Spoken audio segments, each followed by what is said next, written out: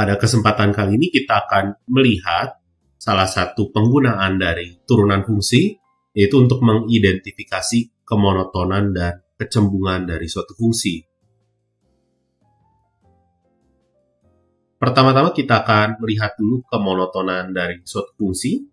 Jadi suatu fungsi f, ini yang terdefinisi pada suatu interval atau suatu selang i, ini disebut naik monoton apabila untuk setiap x1 dan x2 pada selang tersebut, jika x2 lebih dari x1, maka nilai fungsinya juga harus lebih dari nilai fungsi di x1 di sini.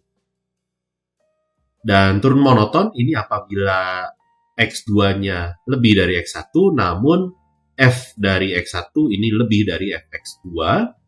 Tak turun monoton ini apabila f dari x2-nya ini lebih dari atau sama dengan fx1.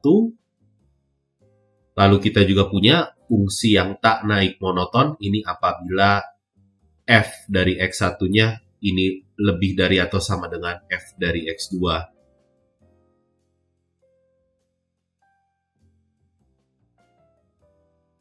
Dan berikut adalah ilustrasinya. Kita bisa lihat beberapa grafik fungsi di bagian kiri atas dan kiri bawah.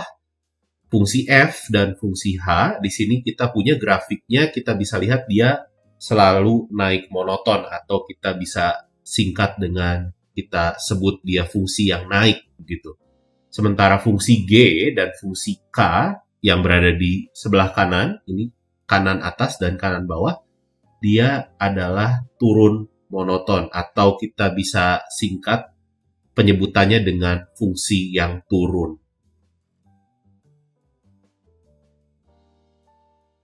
Lebih jauh lagi, apabila kita punya f yang fungsi kontinu dan terdiferensial, kita bisa menentukan kemonotonan dari fungsi f berdasarkan turunan.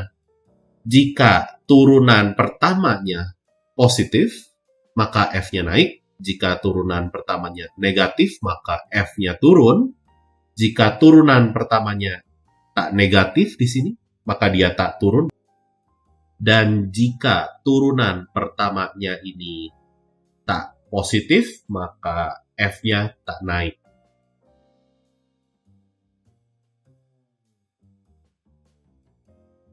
Sebagai contoh, diberikan fungsi f berikut, x pangkat 3 dikurangi 12x ditambah 1. Kita bisa ketahui turunan pertamanya adalah 3x kuadrat dikurangi 12, yang bisa difaktorkan menjadi 3 dikali x min 2 dikali x plus 2. Dari sini kita bisa mengidentifikasi tanda dari turunan pertamanya, fungsi f, yang adalah sebagai berikut.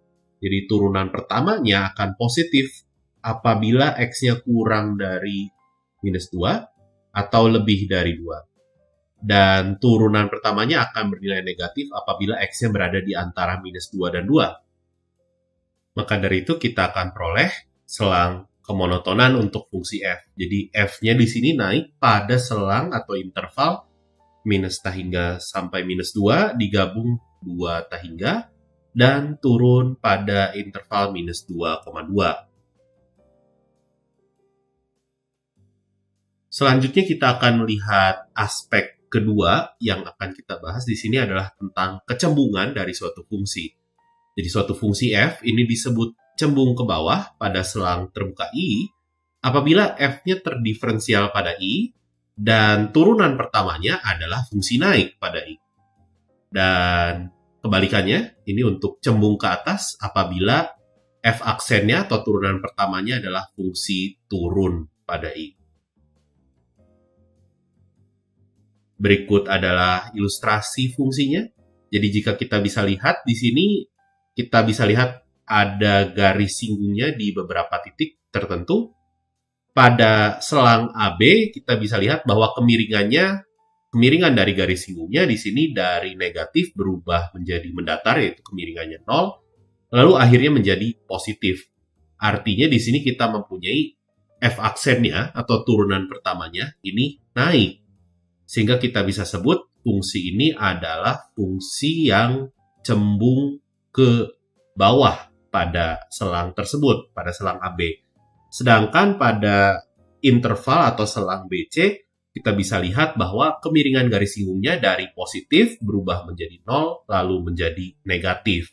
Maka dari itu kita punya F aksennya atau kemiringan garis singgungnya turun. Sehingga bisa kita simpulkan bahwa fungsi ini cembung ke atas pada interval BC.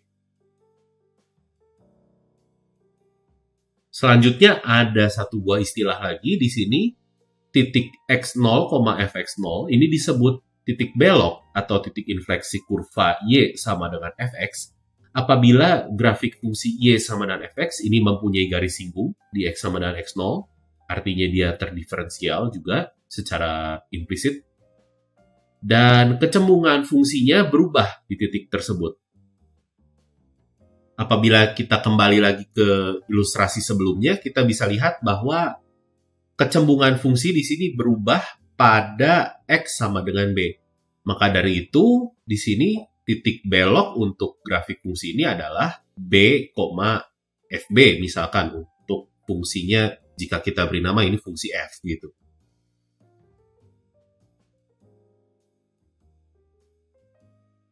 Dari definisi kita tentang kecembungan fungsi sebelumnya, dan kita juga mengetahui bahwa turunan dari turunan pertama itu turunan kedua, maka dari itu kita bisa melihat kecembungan fungsi dari turunan keduanya. Apabila turunan kedua dari suatu fungsi ini positif, maka kita bisa bilang bahwa F ini cembung ke bawah, dan jika turunan keduanya negatif, maka dia cembung ke atas. Dan di sini, jika dia punya titik belok di X0 dan turunan keduanya di titik tersebut ada, maka turunan keduanya 0. Namun kita perlu hati-hati bahwa turunan kedua dari fungsi F ini sama dengan 0 bukan berarti dia menjadi titik belok di titik tersebut. Jadi ini belum tentu berlaku kebalikannya.